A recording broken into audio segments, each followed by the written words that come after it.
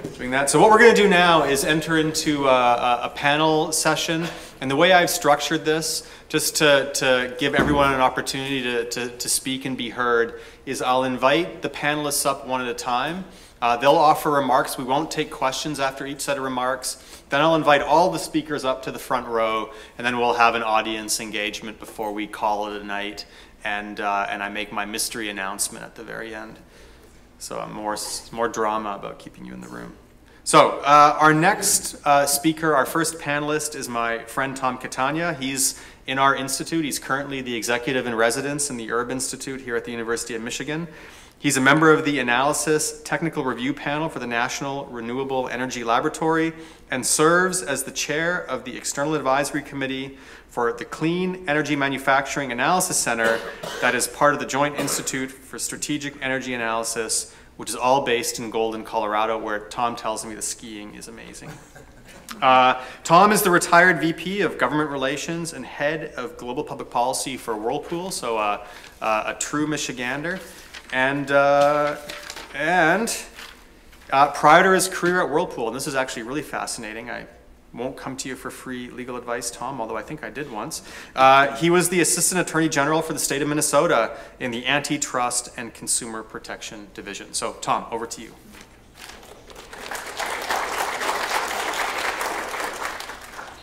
Thanks very much, Joe, and thank you all for sticking with us. It's always discouraging if you get to the last panel and the panelists outnumber the audience, but I'm sure we would still have a very nice conversation. You know, this has been an outstanding conference. I've learned a lot. I think the discussion has been at a very high level. Today is no exception to that. I want to talk a little bit about how you translate good ideas into good public policy, and some of the issues that I think have been highlighted today are things that I've been thinking about a lot. In 2012, the former faculty director for the Urb Institute, Andy Hoffman, invited me to a conference of social scientists and people from the Union of Concerned Scientists to talk about the issues of why is the public not getting the climate change science and so forth. And there were a few business representatives. I was one of those. And I had a chance to meet Dan Kahan and learn about motivated reasoning. And it informs my understanding of issues all the time, because it really, it explains a lot about how you are often tilting at windmills when you're trying to just one more key fact is going to bring everybody around to my side of the equation. I want to make a few specific comments about some of the material that was shared with us, but I want to start with a general rhetorical question for which I'm going to pose an answer, but it's also going to require an epic suspension of disbelief on your part when I explain the circumstances. So imagine if before the debate that was held last night, that Donald Trump had been studying up and had read a lot of the material that was presented at this conference the day before. And I told you it was going to be epic suspension of disbelief. And it's going to get even more epic in a second. So after reviewing all this material, and I'm going to posit that Hillary Clinton looked at the same material, he had an epiphany. And when the first question came up about climate change during the debate, he said, you know, I've been thinking a lot about this issue, and I'm all in on nuclear.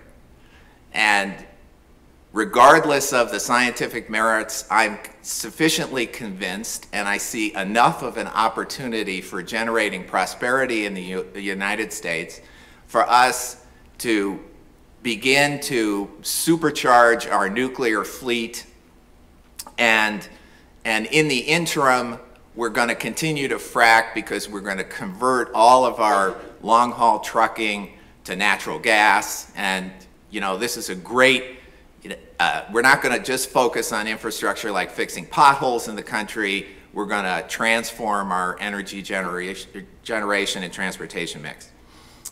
Okay, so hopefully your disbelief is now sufficiently suspended. Had he said something like that, what would the response have been from Hillary Clinton? And my assumption would be that the response would have been very similar to Mark Jacobson's position on nuclear.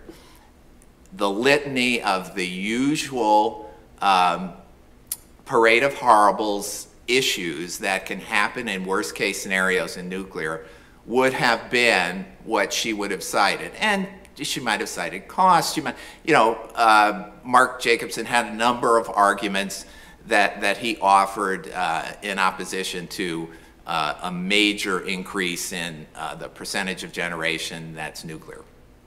Why? And this is where I guess I'm going to bring my contribution to this conversation. When I was head of public policy for Whirlpool on a global basis, we had to figure out ways to generate the results that we wanted in public policy that we hopefully thought were also in the broader interests of society, regardless of who was in political control of either the White House or the Congress or the European Parliament or the Commission. And so we had to come up with robust arguments, but at the core of all of those conversations with elected officials is one overriding theme. They want to be reelected. They believe that they and their political allies sitting in the seats of power is better for society, and oh, by the way, for them personally, than the other side. And so I think regardless of what Hillary Clinton's personal view would be of the role that nuclear power should play in a climate change debate, she would have felt compelled to offer the arguments that would be most appealing to the people who would be perceived to be in her tribe on those issues. This motivated reasoning, this process of people wanting to stay in the tribe, this idea of looking for cues that help you shorthand the analysis of a complex issue, operate for politicians in a very, very powerful way. They know how to use it. They know how to use language in the way they describe issues to drive people to stay in their tribe and to be focused on, the justified end in this case, meaning is people like us, people who think like us, are better for society to be in the seats of power than the other people. And that is a very powerful, not often rational, except in the context of the motivations that I described a minute ago, but it's a very real one. And so I think that when it comes to some of these issues about how advocates for increased use of nuclear power or at least retaining the important role it plays in climate change mitigation have to think about that. So for example, in the shorthand discussion that we saw from John earlier, the shorthand for nuclear energy was nukes. The problem with nukes is when that term is usually used, it means a squadron of ICBMs coming that may be landing in the country. The first thing I would do is abolish the reference to nuclear energy as nukes or talking about nukes. But that's just a small example of things that matter in the political dialogue. The second thing I would say is that I thought it was very interesting in going through some of the polling data. I think John correctly pointed out that the NEI question in one particular case was biased, but I would argue the University of Texas poll was also a little biased, or a lack of equivalence on the question, because the question that asked about comparing nuclear costs and benefits began with a parade of about 6 nightmare scenarios related to nuclear, and followed up by a benefit that was described as but it provides good, reliable power. I wouldn't see those two questions as equivalent either. And one of the challenges, and this is going to bring me to my other point here, and I felt this, whether I can specifically support it with facts or specific examples is going to be less clear, but I felt even in Vivianne's presentation that one of the things that scientists have to ask themselves as they're surveying others on these issues is, to what extent is your own desire to be part of your own tribe influencing your research? So what I saw as you were going through this research on attitudes toward nuclear and the effect of Fukushima was that it wasn't that much of an effect. And in fact, a huge percentage of people I asked the first question about nuclear had a very neutral sort of reaction. I think it totaled to like 50% who were kind of, well, nuclear are these power plants that keep the lights on, they send us, you know, they have cooling towers and so forth. Well, that wasn't very interesting information to the tribe.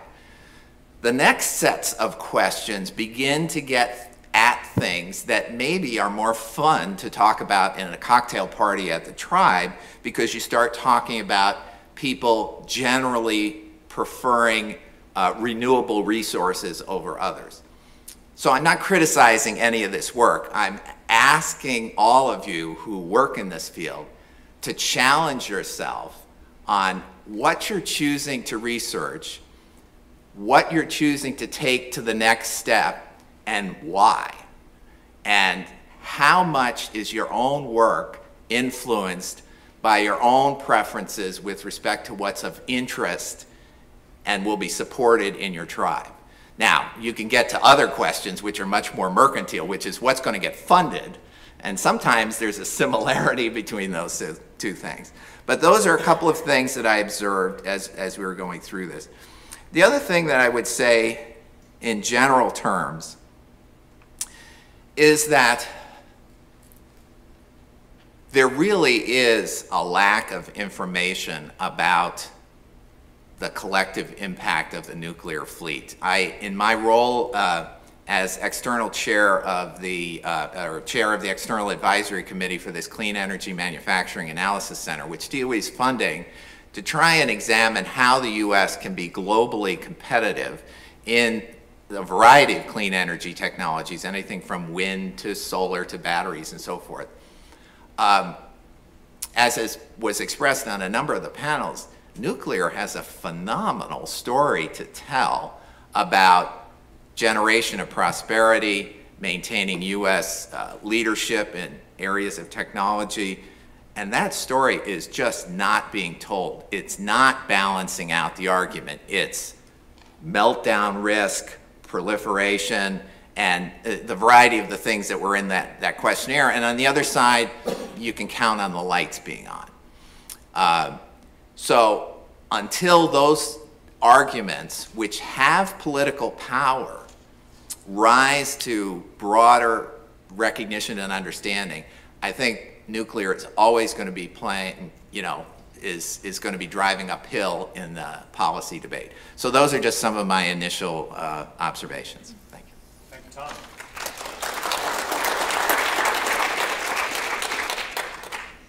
What I should have said was the way the panel was structured was that we would hear from someone who represented the policy side. That was Tom. Delighted to have him. We're going to hear from someone who represents the academic side. And then our next panelist represents industry. And with that, I'm absolutely thrilled to be able to introduce Daniel Malone. We're glad that he was able to join us today. He's the Senior Vice President of Energy Resources for Consumers Energy right here in Michigan, based out in Jackson. He joined Consumers in 1984 as a graduate health physicist in the Radiological Services Department. Daniel has overall responsibility for the sourcing and supply of electricity and natural gas for Consumers Energy's electric and gas customers from 2001 to 2006, and really this is why we really zeroed in on wanting to have Daniel with us. He held leadership positions with the nuclear management company, which operated Consumers' Palisades nuclear power plant in Covert, Michigan, and he may be the only person at the conference, although I could be proven wrong. He has a nuclear senior reactor operator's certificate. So if anyone, oh, another one, there's two. So I don't have one. a venture that not many do. So Daniel, so delighted to have you.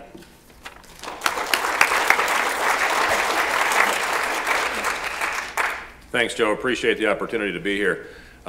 Just some interesting thoughts on watching some of the presentation, and I mean, one of the first slides that actually brought back some memories was actually Vivianne's slide of actually showing a control room, and I thought back into, and she was talking about complex technologies, and I thought about my time getting my reactor cert. So I've been sitting in a classroom 12 hours a day, 6 days a week, and we've been going for months learning systems and the boards and going through all that.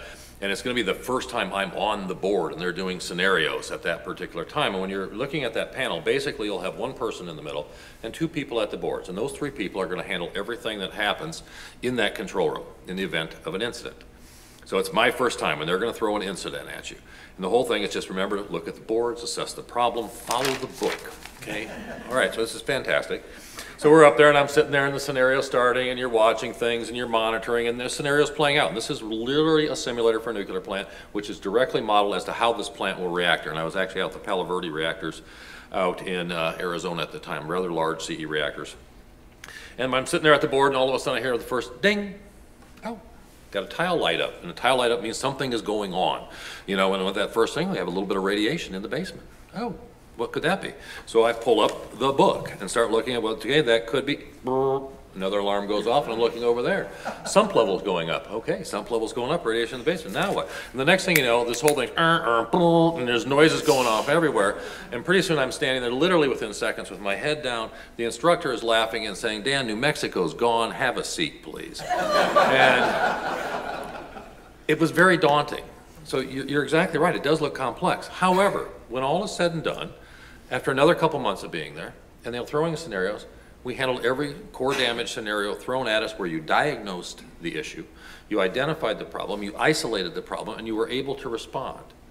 You want to talk about public opinion, the best thing the nuclear industry could ever do is take one of those scenarios of a nuclear reactor team, those 3 people, where it is utter precision and utter calm, and listening to respond in 3-way communications, diagnosing and solving the problem.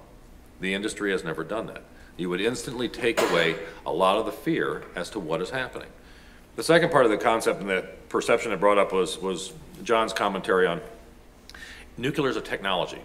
It is. It is a technology. That board could have been a milk processing plant that I was at. It happened to be a nuclear power reactor at that particular time. But it's a technology.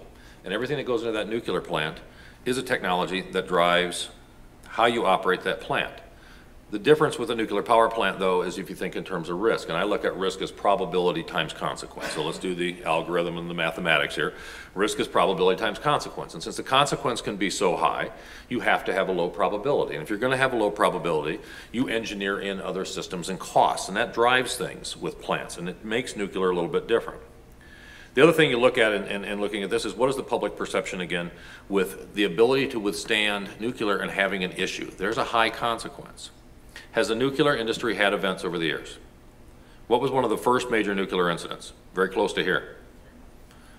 Go back farther. 66. 3 Mile Island. Remember the song by Gil Scott-Heron, We Almost Lost Detroit? There's a liquid sodium reactor that they actually melted part of the core, and not too far from here over in Fermi 1. Okay, a little bit after that, 3 Mile Island occurred. It set the nuclear industry on its head. And I've been in the industry since '78 working at nukes, and I worked up there through basically 2006 working at nuke plants. Regulations came on the back of that. Design changes to nuclear power plants. When you have an incident, what does the federal government do? Whether it's pipeline safety, whether it's reactor safety, they're going to protect the public and they're going to overreact, and you are going to see regulation. And regulation in construction of a nuclear plant means cost, and it means redoing everything. And that was the downfall of a lot of the nuclear power plants. So we had 3 Mile Island, and you had a release of radioactivity relatively minor and controlled, and was done at that time to vent the containment building. Happened in 1986. Chernobyl. Now you've got an area with a lot of areas in the Soviet Union that are not habitable today. A very significant event. We actually, when I was at the Palisades plant, I saw the plume come over because we were monitoring and watching for it, and we did see small amounts of radioactivity go by. It is a global phenomenon because the world goes round and round. Okay, you are ultimately going to come across this. And then what happened in 2011? Fukushima occurred. Same similar thing. Fukushima, that plant did what it was supposed to. You had a design condition that exceeded the design of that plant. That plant did exactly what it was supposed to do. It shut itself down. It went on the diesel generators. The diesel shut down when you didn't have fuel or you had seawater in the fuel. It went on batteries after that. It could only last so long because you lost offsite power with the earthquake and you ran out of batteries. You exceeded a design condition and overwhelmed the safety systems. The only reason I went through that is about every 20 years, you look at that cycle I just went through, the nuclear industry has stepped on itself. It stepped on itself to what could be potentially fatal issues to the public and significant. What other industry could have that kind of catastrophe occur and survive? But it has survived. So you talk about the faith, nuclear power and can it exist in the future? And I think the answer is yes. The public, for some reason, and I wrote down, the public can get over it. Even some of the data John provided. You had 6-year cycles where perception went down, then perception went up, then 6 went down. Now, overall that period, it went from 57 to 44. So there is a change, and I'll put margin of error in there. It's pretty much damn near a flat line, but it's a little bit down. But I think the public can get over it. I think it has to be managed going forward. One of the other things I looked at with Joe also in looking at this is how do you look at nukes when you look at it with one next to the other, so your ice cream cone. And do we always look at it in the right view, or does policy dictate, and policy being government? If you look at a nuke power plant and you look at it relative to the Clean Power Plan, where do you think it should fall? It's the ultimate clean air source, correct? You have no emissions from this. And if you're looking at that, so let's not worry about nuclear waste at the moment. You're worrying about air emissions. And in the Clean Power Plan, existing nuclear plants got what credit? Zero. Zero credit. You do get credit going forward, and they did give that, and they're saying we're doing it for consistency. I think the reason the policy was written in that way is because you know you're not going to get another nuke built. Not too many people. And I'm going to get to cost here in just a second, and that's the other driver. The issue of the Clean Power Plan, in my mind, quite honestly, was to drive renewables and to drive renewables into being. Not to look at what's best for the environment, because if it was, you would have given a subsidy credit to somehow to existing nuclear plants. Do renewables get credits, subsidies? The PTC is there every year, and it makes it very, very cost effective. And we'll see if it gets updated at the end of this year. Just watch. Watch the last 2 weeks of the year when the federal government comes through. I guarantee it's going to get kicked in again. Okay, and that is a subsidy that you'll see coming on to that. But the nuclear plants don't get that subsidy. Gas has a natural subsidy now. What is it? It's cost of your fuel. Think of the gas fuel. It used to be at $14 an MCF. You're at $2.35 an MCF right now. It's the cheapest source of baseload power that you can possibly have. How about jobs? I'll go through a little example I talked about earlier. If you're going to build a nuke plant, how long is it going to take? What do you think? 7 to 10 years? Yeah, that's probably a good idea. How many people are going to be there building it consistently? About 4,000 people, probably on that construction site over that period of time. Is that great for the economy? Jobs, construction, beautiful stuff. How about a coal plant? How long is it going to take to build that? About 5 years. 2,000 people there, okay? How about a gas plant? I can do a combined cycle gas in 3.5 years, a simple cycle in 2.5 years, and you're going to have about 1,000 people there. How about a wind farm? I can build it in about 1.5 years with about 100 people. So let's go through the same idea with costs now. What's that? And I'm going to make everything about a 1.2 gigawatt plant, just for sake of making the numbers right. What's that going to cost? 1,200 megawatt nuke. What's it going to cost you? $14 billion. Okay, let's go with the one right now. It's probably actually $16 billion Southern's got. How about that coal plant, if you could ever get one licensed?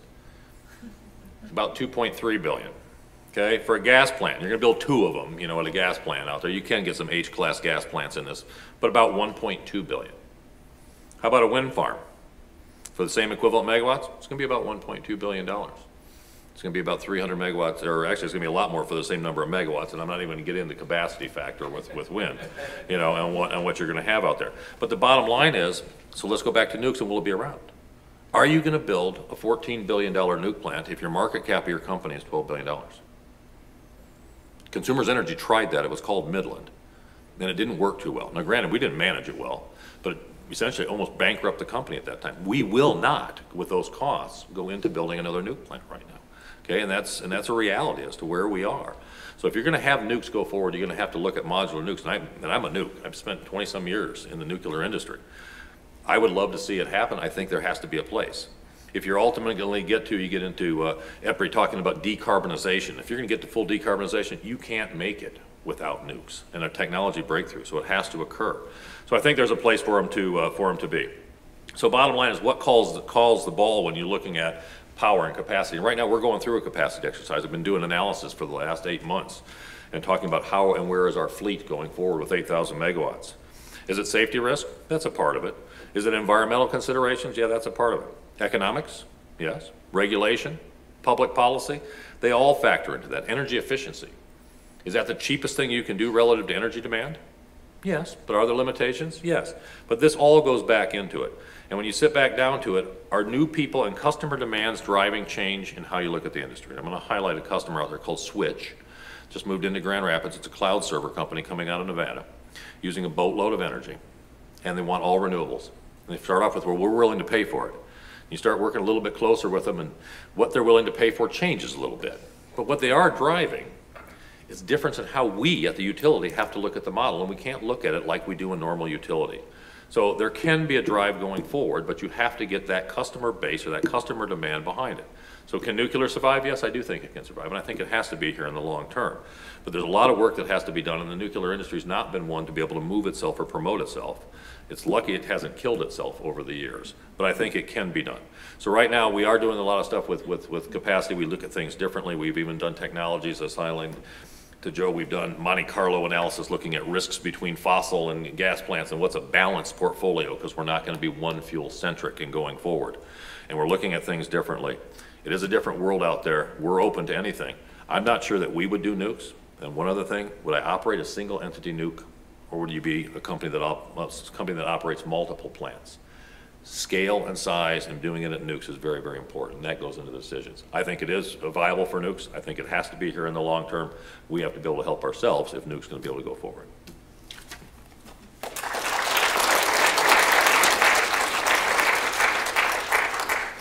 Okay, our last panelist is Dr. Robyn Wilson. She's an associate professor in the School of Environment and Natural Resources at, please be polite, at The Ohio State University down the road.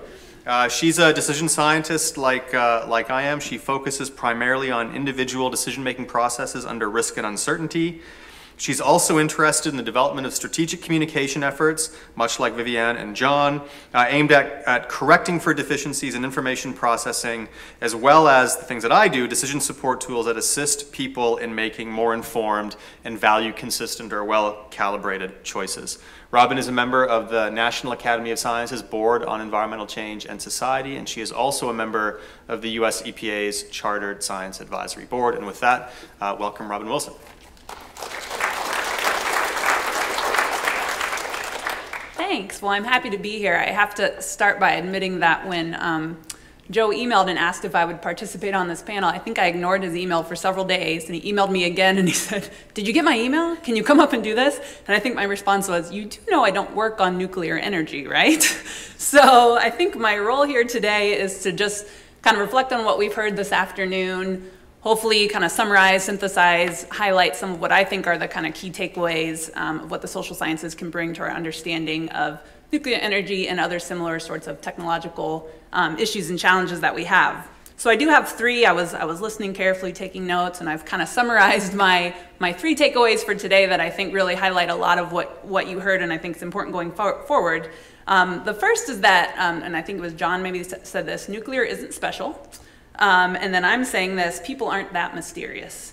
So kind of what I heard from listening to everything is we've had scientists like Paul Slovic studying public opinion of nuclear power since the 70s, probably. I mean, some of his early studies were published in the 80s. So people have been looking at this issue. Certainly interest in it died away for a while in the 90s and the early 2000s. Now interest has come back, but social scientists have been thinking about this issue for a while. So we actually do know a lot about what people think about it. And it's not that special because we know a lot about how people think about these types of technological risks, complex kind of technologies and things as well. So there is a really solid, I think, level of understanding of where these opinions are coming from, what's driving them, how you can kind of engage people around these issues. And then I would kind of summarize this, people aren't that mysterious. I think for 10 years I've been walking around as a social scientist saying, well, you know, people are really hard to explain and predict, and it's really hard for us, you know, if we can explain 20 to 30% of the variance in someone's behavior or their opinions, we're pretty proud of our, well, behavior, opinions we can do a better job with. We're pretty proud of ourselves. And then I've come to this realization probably in the last year that that's true at a kind of time, at a specific point in time. So it's very hard to predict exactly what someone will do at a specific point in time. And so I think, John, somebody pointed out, you know, depending on if you're holding a hot cup of coffee or a cold glass of water might change your opinion on climate change. So there's actually studies that have seen that. So at any given point in time, there's a lot of things influencing what we do and what we think and how we feel about things and what we might vote for and what we might buy.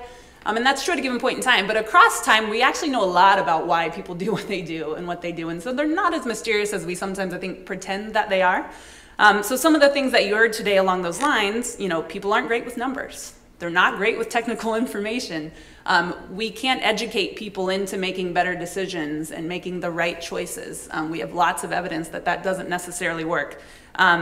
People are pretty good at knowing what's important to them, but not so good at being consistent with those values, right? This is the classic kind of problem in a lot of environmental issues is people run around saying they're concerned about this, that, and the other thing, but they're not doing anything that reflects that concern. So we know that. People like benefits. They like to know that things work. They like to have high levels of what we call efficacy. They like to know that things are effective. There are suites of motivational theories and behavioral theories out there. And the kind of last piece of the puzzle often before someone changes their behavior or goes out and votes differently about something or shows their support for a technology is that they believe that it's going to do what it promises to do. So they want to know what those benefits are, and they want to believe that whatever's being proposed is actually going to work. And we see that across all kinds of contexts. I work in a lot of different areas where one of the biggest drivers of what people are doing is their belief in the efficacy of those practices being promoted or those technologies being promoted. So we know that's critical, and you heard that theme today too. So again, nuclear, not that special. We know a lot about it. It's similar to a lot of other kind of technological risks that are out there. Maybe what's different about it now is we've brought this climate change conversation in, so it's shifted some of how people maybe used to think about it, right? Used to have a lot of environmentalists probably really opposed to it. Now there's maybe mixed feelings about that from an environmental standpoint. So some things have shifted in terms of the trade-offs people are trying to assess and calculate. But again, I think we know a lot about it. I think we know a lot about how people think about these issues and how we can engage them thoughtfully. So my second point, and some of this just came up in the earlier panel comments, is that public opinion is malleable. So when we talk about communication and engaging people and trying to change opinions or change behavior, what we hope as communicators is that you have a nice normal distribution of public opinion, and you hope the majority is right there in the middle, pretty indifferent about the issue, right? Because those are the people we tend to be able to change by communicating differently, by highlighting benefits, by framing things around people's values, the things that they identify as important. And what we see from a lot of the public opinion data, or at least what came across to me, and maybe more so with some of Vivianne's, is that you have a lot of people with kind of neutral, indifferent opinions. You have people who, if they've developed opinion, it's not a strongly formed opinion.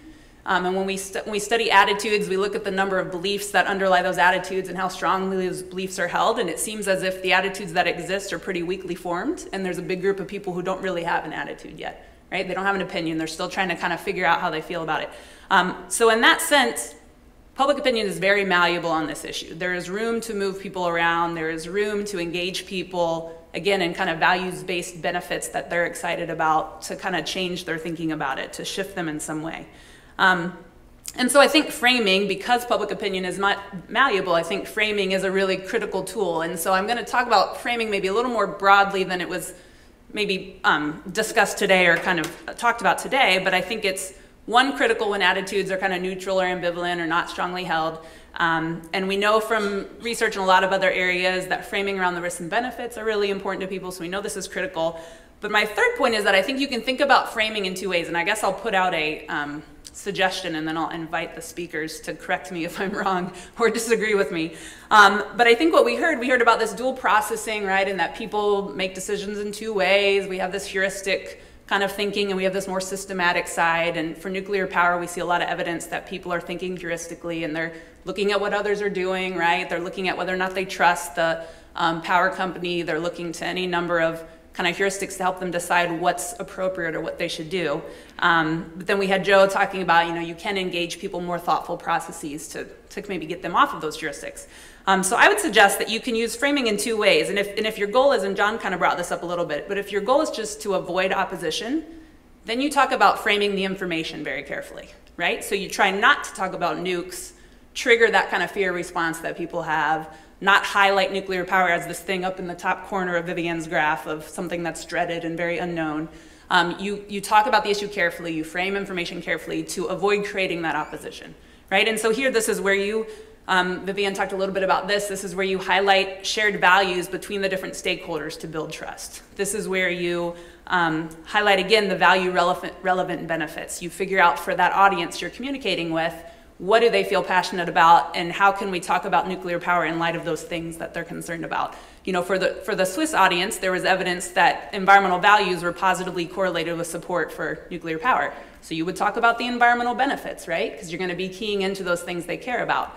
If in the US, and we see this in climate change, I don't know if there's, maybe John, someone knows if there's data on this for nuclear power, we know that people for climate change who tend to maybe not believe in climate change or aren't motivated to address it through any sort of means, we know that we can actually engage them more thoughtfully about climate change by framing it as a national security issue or a public health issue, right? Things that are kind of broadly shared values in the US that might be values of groups that tend to oppose that issue more broadly speaking. So figuring out what those values are and then figuring out, okay, what are the benefits or the things that are going to be exciting to people around those things that they care about, that's a way to do that. So I think that's the, you know, when you think about framing information and using some of the tools that Vivianne and John talked about, I think it's when you're trying to avoid opposition and you're trying not to stir the pot too much, you're trying not to create problems for yourself.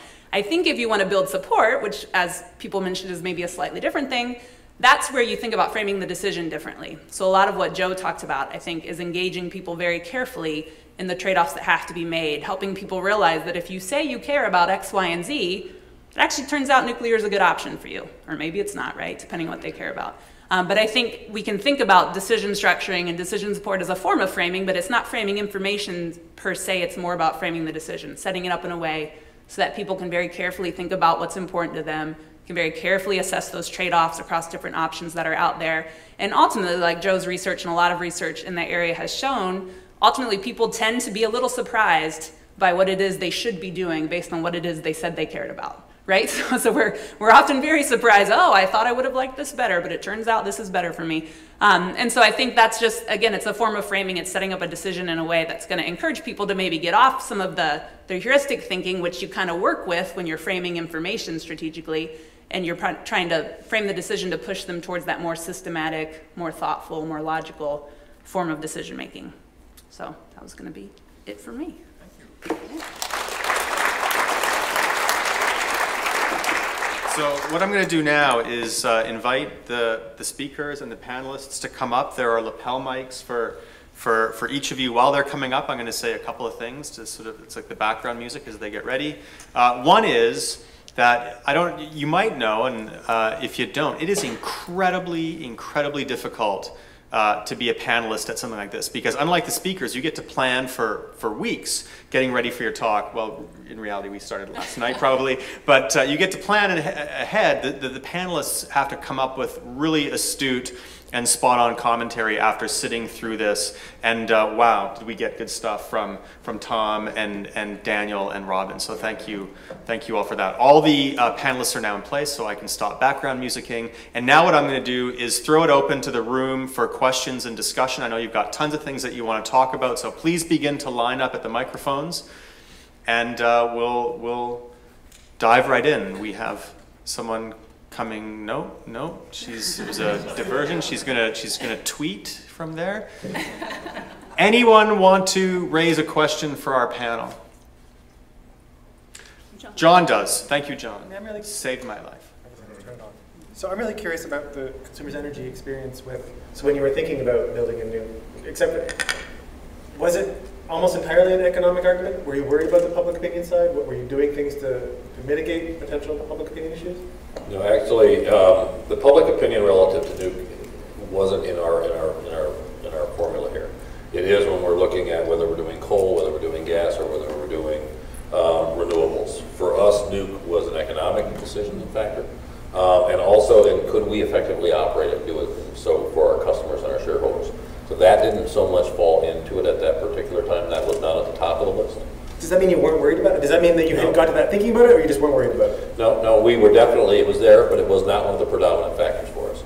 I mean, it was a business decision. We actually owned the Palisades nuclear plant for years, and we actually sold it to Entergy because we didn't feel that we could operate it as a singular nuclear entity, you know, and be able to do it effectively. So the question is, when you look at things in the future, do you want to go back into that business, you know, or not? And the answer is probably not at this point. Are there people that operate them as fleets and they do it very well? Yes. And those are the people that should operate. Does it mean that we would buy power from a nuclear plant? Absolutely. When you look at a balanced portfolio, I want the differing varieties of energy, so I'm not dependent on one fuel source. Joe, I actually want to ask you a question. Okay. In listening to your description of your analysis for the Michigan State power facility, one of the things that that Dan and I were talking about that's a critical element of these kinds of decisions is how is whatever the cost total is, how's it allocated among the constituencies that would have to pay for it, the rate base. When I was Assistant Attorney General, when there was a utility rate making hearing, 5 of our attorneys would show up representing 5 different interests in that rate hearing, you know, whether it's the state buying its power and so. So my question is, how do you deal with the political elements of allocation of burden across segments of society in a decision like that, which is an important part of that whole cost equation? Yeah, that's a really good question, and I'm going to answer it in a couple of different ways. One is it's not just how do you allocate the burden of costs across constituents, but how do you allocate the burden of successes or benefits and costs across all of the dimensions, whether it's land use or air quality. And that goes back to the discussion around how do you begin to clarify what are people's objectives, and then the second stage of that, which is how can we come to agreement as a group of people who are in charge of this decision-making process and who are setting kind of the rules of the game, so to speak, on how we're going to measure performance according to those different values, recognizing that we can't be perfect. So then I'll go back to one of the questions I think someone might have asked around how accurate do these processes have to be? I think if the demand for accuracy is off the charts high, and we need to be very careful about that, then we're going to spend a whole lot more time allocating those costs around who's going to, you know, bear the cost from a ratepayer standpoint. And we're also going to modify who's going to participate in that kind of discussion, because that's not, with all due respect, a lay public kind of discussion at that level of detail. It's a lay public discussion at the level of detail of how do we measure impact, but not in terms of how do we pull the levers on the trade-offs across those different value metrics. So I think it's certainly possible to do. We have to understand what it is that we're trying to do with the decision. In the Michigan State case, it was done in a couple of different ways, if memory serves. One was ballpark estimates of increases in annual tuition for students. It was going to be a Michigan State facility with a different portfolio of options, so that cost was going to be passed down minus whatever subsidies were in place to the student. And that was built in as best we could. Was it the best estimate? No, I mean, there was possible ways to do it better, but was it good enough to get us to land on the map in sort of a general place? I think so. The other way it was done was, I think, around increases in sort of monthly bills for non-Michigan State ratepayers. So it was factored in. Was it factored in perfectly? No. Was it good enough to sort of get us to where we wanted to go with that process? I think so. Could it be better? Absolutely. Yeah, the reason I asked the question is because what came up earlier in the conversation was this discussion of the decision in Germany to shut down all the nukes and deliver that benefit even with tripling the residential rate and exempting most of the industry from the impact of it. That was politically viable in Germany. In the US, a carbon tax, which was talked about, I'm sort of in the same camp Jim Rogers is on this, the likelihood of this being perceived by the political group as a way to further kick the can down the road on entitlement spending and so forth leaves you with this dilemma of the regressive nature of gasoline prices going up significantly and so forth, and how regressive that is for the people least able to afford it. And my perception is that the dynamic on those issues is much more powerful in the United States, where these different constituencies are very well trained in how to represent their issue. I think that's a very good point. I thank you. I don't have a response other than that you're spot on. Yes, sir. I wonder if I could just comment on this issue. I'm with a Michigan Utility Consumer Participation Board, and we represent the interest of residential ratepayers and electric and gas utility rate cases. And one of the things I've seen over the last couple of years is the Michigan utilities are trying to shift majority of the cost to residential ratepayers. And they've done it not once, not twice, but 3 times in their rate cases. So we have very limited funds.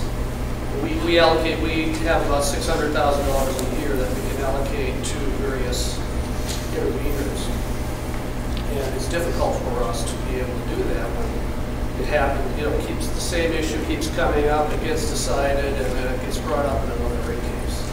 So I'm seeing, it's happening here in the U.S., and Michigan has the highest residential rates in the Midwest as a result of it. So, it's a real issue. Any comments from the audience on that one? Yeah, I'll comment on the rates and have the utilities move money from the commercial and industrial to the residential in the last few years. The answer is yes. And some of that's been done by legislation to do that. Public Act 196 specifically looked at cost of service and requested the Public Service Commission to issue rates that were in accordance with the cost of the service to the individual class that was being served. So that was being done. And for many, many years, the cost of our rates were borne by the industrials to hold the residentials down. So the industrials were paying a considerable amount more than they should have relative to the cost of service. So that's the basis for it. Whether it's you like that or care for that, that was the basis for why the change was done. In every rate case, there's a slight shift. And sometimes it goes to the residential, sometimes it goes away. But the factor of this was done, quite honestly, on the basis of looking at it on a cost per service. So based on what you get as a resident and how many kilowatts you use versus how many megawatts you might use as an industrial customer, what is the cost to serve that customer? That was the basis for the change. And, I want to add to this because this is a classic example of one of the imperfections in renewable portfolio standards and net metering. Because in an era of concern about income inequality, many public service commissions that initially embraced this are pulling back because the fear is that as more residents who are financially able to disconnect themselves from the grid or get paid for excess energy that they generate at retail rates, it's being subsidized by the other parts of the rate base that are least able to afford that. And so this is becoming a real dilemma. Elon Musk made a decision to take Solar City and lump it in with Tesla because Solar City, standing by itself in an era where net metering was slowing down, was very problematic for him. So it's a classic example of not everything is sweetness and light in renewables. Vivianne, I don't know if you have any work in your portfolio research around the cost question in Switzerland, given the different sort of profile of consumers in Switzerland versus Germany versus other parts of Europe. And I don't mean to put you on the spot. I was just curious more than anything. I realize I put you on the spot. Sorry. I can't directly really compare Germany and Switzerland. I would say culturally they're quite similar. On the other hand, the history of the people is different, and because of that, in Germany the renewals are more popular compared to Switzerland, where they seem to be, perhaps also because of the whole political system in Switzerland, where you can have a more direct vote on what you want in policy and also in energy technologies. The public can have a vote and say we are okay with this type of energy or not. Whereas in Germany this has to be more indirectly by protesting, or having your voice, just letting your voice be heard instead of participating in the more legal routes of doing that. So just to follow up on that, I saw you ran some regressions. Did you include income as a variable that you included in the regressions, and was that a significant predictor of? No, but we didn't measure income. That's a very sensitive topic in Switzerland. Okay. You don't get responses on that. Okay, totally understandable. Anyone else on the panel want to raise a question, or in the audience? Are you waiting for a? Please go ahead. A lot of talk today about what we we should do a lot of suggestions of what we can do to change public perception on it, but then we hear that the utilities, people say, oh, the utilities could communicate in these different ways. But if utilities don't care about building new nuclear, they're not going to, I mean, they don't care about it from a cost perspective. They're not going to try to convince people that it should be better. So then my question is, I guess, one, who becomes the we? And maybe that's not an appropriate question for this panel. So alternatively, is there a way to distribute that we in a way that people who are not massive stakeholders in this could progress that goal? Yeah, I'll go ahead and start, and I do think that for one, utilities, will look at nuclear power, and I think they will progress it if cost is right. If cost is very, very high, let's go back to the case on the rates. That cost is ultimately to be borne, by the customer that pays that charge. So we do care about where the rates are. So what the industry has to do is work at coming up with a cost-effective solution to be able to provide the commodity from the technology source. Another thing is also looking at the benefits, of the nuclear power plant. Or the nuclear power plant, once again, going back to the clean power plant. How is that crafted? That was crafted by legislators, but yet can we affect public policy? We, in this case, is the people that have interest, in the environment and in nuclear power. One of the things I don't see happening, quite honestly, as much as I believe should, is the environmentalists should be helping nuclear power at this particular time relative to the clean power plant. So I think that we, in this case, is the people, the proponents of the technology and the industry. It's also the environmentalists are the people that have a stake. The utility will propose and push for things like that if it becomes a cost-effective solution to be able to go forward. If I have other solutions at hand that better than other variables, then we'll look at those. So I think that we, as a variety of sources and not one individual, we will be part of that if it's a cost that is a viable cost to be able to provide to our customers. Yeah, so I think it's interesting, and I think the other part of the we is, so for example, if you have NSF money, you're meant to do broader impacts. Unfortunately, DOE doesn't have that requirement, which is too bad from my perspective, I guess. But I mean, and I said there was a gentleman talking earlier about the modular stuff, and there's a question about public opinion. And I didn't think that the response at that point was, well, I didn't think it was a fulsome response about what they were doing to make sure that if you're developing this technology, you're developing a welcoming environment for that technology. I think often when we talk about this in terms of the genetic engineering, GMO folks, where they sort of plopped it down a technology and said, here it is, do you like it? And if you don't create that, if you're not thinking ahead and creating the space ahead of time, or at least ensure it, or have a very strong reason to think that you're good, I think, a surprise down the road is a surprise that you might want to think about. I am curious, on the climate change front, I was thinking about this with the talk from Duke Energy this morning. I mean, that's a Southern energy company, former CEO talking very strongly about climate change. And so there's lots of research now on like meteorologists and their duty to talk about climate change. Do power companies have a duty to convince their customers that climate change is real? Well, duty is an interesting word. It is. I take that to tort law, and I don't like to talk about duty at that particular time. We look at providing what we think is the best source of energy for the customer, and that gets into looking at all the variables that are once again provided, whether that's a cost variable, whether that's a clean alternative out there. If you look at the environment in the air in Michigan today, quite honestly, the air in Michigan today is cleaner than ever it has been in recorded history. So the question is, how far should you go, and what is the cost bearing, of that next level that you're going to take on it. So we want to make sure that we are able to provide a variety of sources that are available for that customer. Energy efficiency, we are bringing that to our customers. If you do energy efficiency at a utility, what is the one thing that you're doing? You are lowering the sales of your product. How many other companies walk out and say, please don't use my product? Okay, but that's fundamentally what we're doing. Now, the laws it has incents us to do that in such a variant, and that's why we are able to do it. And quite honestly, if you look at the amount of energy efficiency that we have in our plant, it's a power plant. It's a large power plant going forward.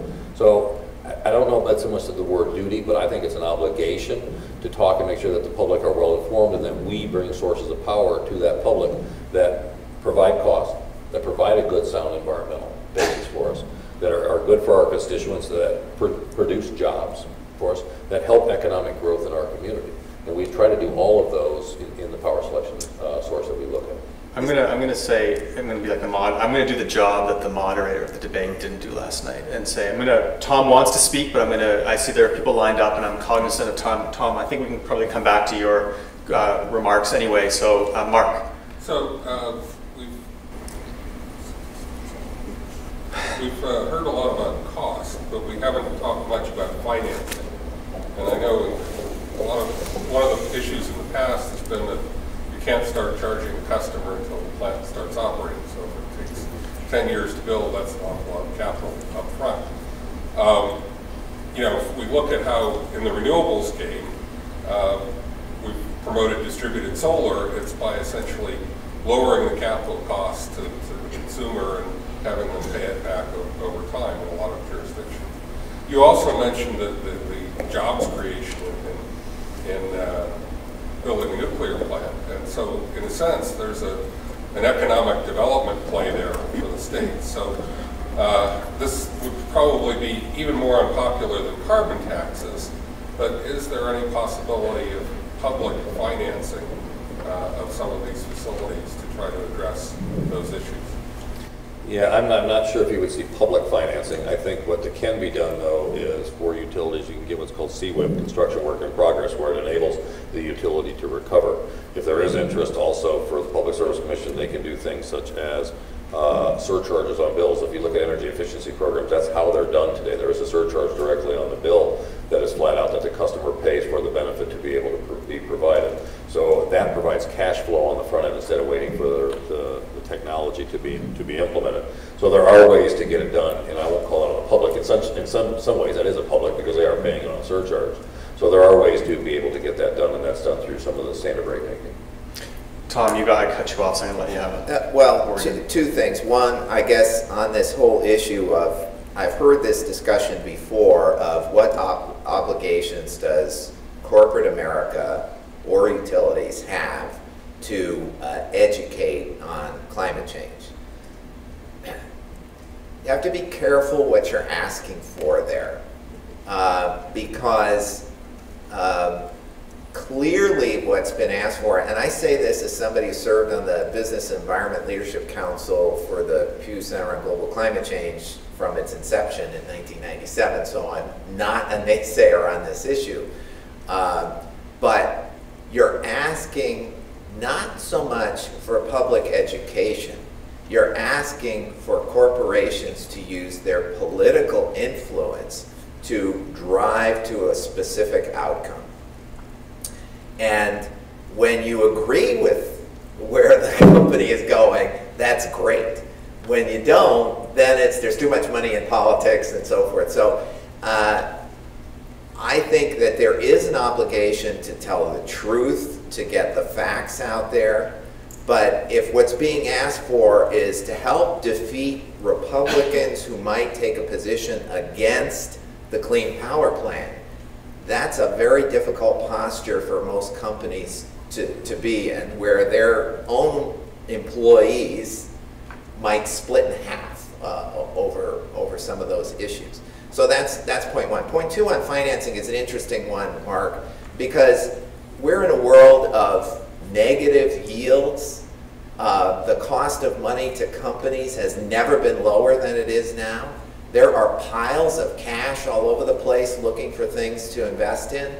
And in highly regulated markets, some of these investments can generate predictable returns for decades at a time. So I don't accept that in the right policy environment, and it's not going to require huge subsidies, it's going to require not penalties almost, that we can't get investment. So why can, I brought up this question on the panel earlier, if Apple is building this big corporate campus and they're making this huge investment in helping to generate a 4,500 acre solar farm, when the technology is proven, by one of our panelists here was talking about it earlier, why not, they could afford it easily, have a small modular nuke running their whole facility. You said don't say nukes. I'm going to call you on that. You're right. Good point. See, you make me cry and I make you cry. No, that's very fair. When you said that there was a fire hose of money, Robyn, John, and Vivianne got very excited for a moment. So for those who want to invest, there are fine researchers on the stage as well. I'm going to go here, you were waiting patiently, and then I'll go over here. Is that okay? Did I get it right? I'm waiting patiently too, but I wanted to mention, I think that we're really bad at describing the upside from moving forward with technology to people. And I think it would be great if, the utilities could sketch out a hypothetical product that they would buy if it existed, and get some agreement even with the regulators that, if somebody could come up with a small nuclear plant that would have, its evacuation zone, limited to its site and would return its investment in 5 years and cost less than X, that, yeah, they'd buy it. I think that would really help push the industry forward. So is it possible to come up with some dream power plants that you would love to buy? Because I don't think the Department of Energy is even thinking about what utilities need. I'm gonna flip that question, since we haven't heard from Robyn or Vivianne. I'm gonna flip it around, not the dream power plant, but maybe the dream communication strategy for the dream power plant. And then if there's time, we can go back to the dream power plant. Sorry to put you on the spot, but does one of you want to take it? Do you want to say? I don't mean to be. I actually very much agree with Robyn's last remarks and in her comments on our presentations. That to show people more what the benefits are of the different technologies that you want to promote to people. So very much showing them that it brings something that they need, that they have some efficacy, control, some really clear positive things that in general for them personally, for example, that can be the energy price, the electricity price at home, the jobs, the whole that brings to society, to push that bit more, show them these kind of things, and then that can be done, I guess, for a lot of energy technologies, really framing the positive things. And then I'll maybe just quickly add on to that, because the gentleman asked about sort of the minute you would communicate, in addition to the benefits, that, oh, and by the way, the evacuation zone is this. Do you think that would help or hurt? Depends where the evacuation zone is and where the people are. Well, I guess I would agree with Vivianne that I think it was pretty telling with even the Swiss data that when you did that imagery analysis, that any benefits that showed up were at the very end of the list. And so these are people who are living with a significant amount of nuclear power, and from other data that tends to mean you're supportive of it. And anyways, and they're still not really, the first thing they're not thinking about are the good things necessarily. They're thinking about it in a pretty neutral way. So I think there's a lot of room for improving that. But I guess I would the dream communication strategy, I think Joe and I talk about this on a somewhat regular basis, and that's why I tried to kind of highlight that you can't fix all problems by just framing information and communicating more effectively. I think this is a case where, again, opinions are malleable, and I think you have the ability to shift it, but I think there's, again, a big difference between avoiding opposition and building support, or kind of selling people on an idea. And this, I would assume, like a lot of other kind of risks that are similar in nature, people are starting from a place of kind of focusing on the catastrophic consequences and ignoring the low probability nature of those sorts of events. And so I think like there's a limit to which you can kind of shift and get people completely away from that concern. And we know that that's when people perceive risk, they focus on the consequence, they ignore the probability. So that's just something that's going to be really hard to overcome. And so I think that's where you just have to kind of draw a line between thinking about what your goals are. Are you trying to avoid opposition to some new initiative or building a new plant or something, versus a campaign to actually build support to get people to vote for a referendum or something, where you would have to, I think a little differently, and you're not going to solve that with just, hey, but it's good for the environment and we'll get less oil from the Middle East and whatever other things people might be motivated by. I'm going to go to John, and then I'm going to go up there, and then the panelists can pop back in. I'm not convinced. So South Carolina, SCANA built, they're expanding their plant. There was no opposition in Columbia. There was a few, there was a few people, but it wasn't a big deal. There wasn't I mean, there's a bit of media coverage, but if there was a story a month, I would be surprised. And I bet you there hasn't been a story in several months, because I went and checked, and things are moving on. And you've just said that when you guys were thinking about one, you looked at it and you didn't see. I don't know that they're. I mean, I know that people in the nuclear industry feel like people don't like them, but I don't have any evidence here that there's really anyone stopping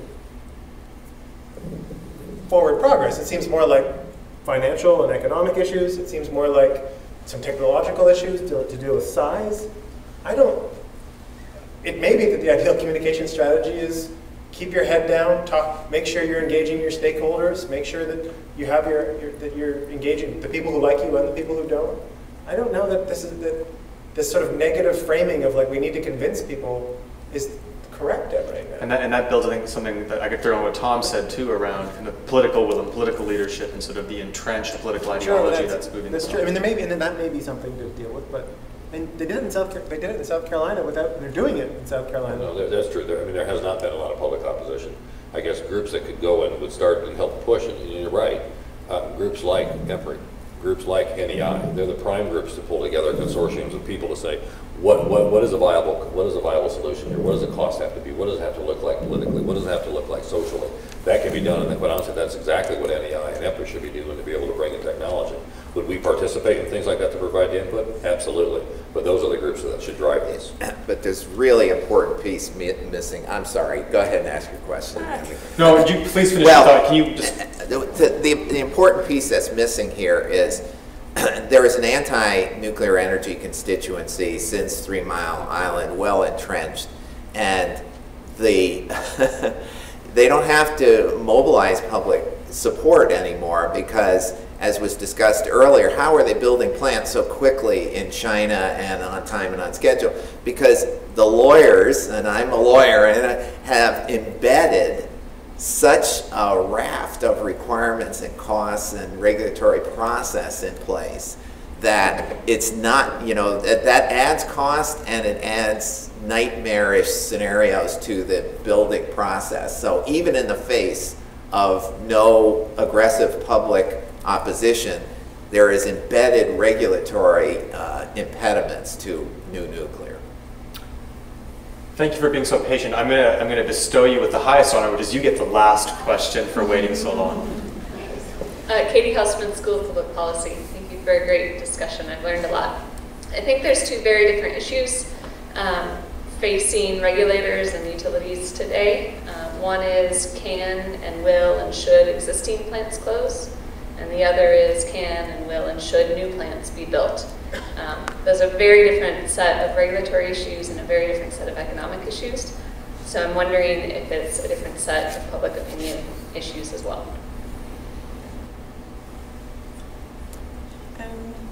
I think if you talk about replacing nuclear power plants and you have a certain level of acceptance among the public, it will remain that way. The status quo is we have nuclear power plants, they're working well, nothing seriously has happened lately, then there's no reason why the public wouldn't accept this a replacement. They should, if you especially mention the benefits for security, I think they would favor that. Especially people working and living around the plants, they love that because more job opportunities, more security for their local plant. So that's actually the ideal situation. I was just going to add, it relates to the earlier question too in conversation, and I guess this is more John's area of expertise, but if you're siting a new facility or you're building a new facility in a new place, that's a much stickier situation because there's a long history, nuclear power and otherwise, right? Well, nuclear like storage, like Yucca Mountain, there's a long history of case studies where decisions have been made to do things and people weren't involved in that process, and then when people find out at the last minute when it's in their backyard, right, that leads to all kinds of issues, lawsuits and delays and all kinds of problems. So I think in that case, you're right, like the status quo is easy to kind of continue with without, worrying, changing things too much or creating a big drawing attention to what you're doing. But I think if you're talking about building new ones, you do have to be very careful about bringing the local public into that decision process to build the trust and the support so that it's a successful effort to move forward. Because clearly the evidence shows that once it's there, people are okay with it. But when you start talking about bringing it in for the first time, we know that doesn't usually go over too well. Even if people seem to be kind of neutral about nuclear power or tend to not have strong opinions, that might change pretty quick when it comes into their own backyard. And there's a reason why they're building plants where there are already plants. But I think the theoretical way of looking at that, I think, is gain versus loss framing, in the sense that if you lose that clean energy, people don't like that. That's a lot more powerful to lose clean energy than some potential gain in the future of clean energy. And so I'm sure there's fun framing effects you could do looking at that would, I mean, I don't know that anyone's ever done it, but it seems, I bet that people would be much more averse to losing something than to the benefits they get from potentially gaining something in the future. Well, I think that played out very clearly with here recently. It's called the Fitzpatrick plant in New York. Entergy made the decision that they were going to exit that plant and not operate that plant. The state of New York and the residents stood up as the tax base and the power and made a statement that we want this to stay up. Entergy said we are no longer going to run the plant. They did find a buyer who would come in at a price, and it was quite honestly a very cheap price, and bought it. Exelon bought it, $110 million. But in order to buy it, Exelon went directly to the regulator and said, I can't keep that plant operating with the capacity prices today. I need a certain level of subsidy to be able to run this. Are you willing to do that? The state of New York agreed to that subsidy and went on. So I think it's exactly right. It's about keeping that clean power up there. It's about keeping that tax base up there. It's about keeping those jobs there. If you were to walk in and say, now I want to build another nuclear plant, I think it's a totally another game, and you're correct. Tom, last word. There was a forum called Nuclear Matters.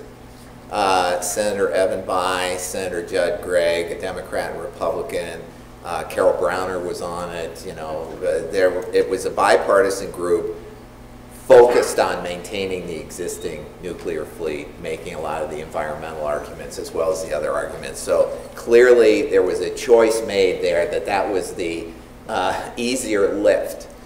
What's going to take, I think, to go after the other challenge of expanding that fleet is a transformational re-examination of this issue by the leaders of the environmental movement and by the Democratic Party. And if the conclusion is that it's an easier political lift to add nuclear than to impose the pain of achieving our 2050 goals through other alternatives, there is already enough appetite in some of the leading parts of the environmental movement to make this shift that I don't think it's beyond conception to see a shift in that direction, because the politics of getting to the 2050 goals without nuclear are very challenging.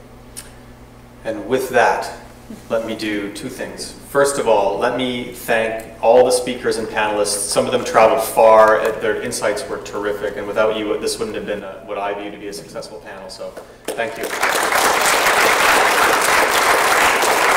Also, thanks to UMEI for giving us this platform to talk about these things. I really do appreciate that. And then also, thanks to all of you while you're clapping for yourselves.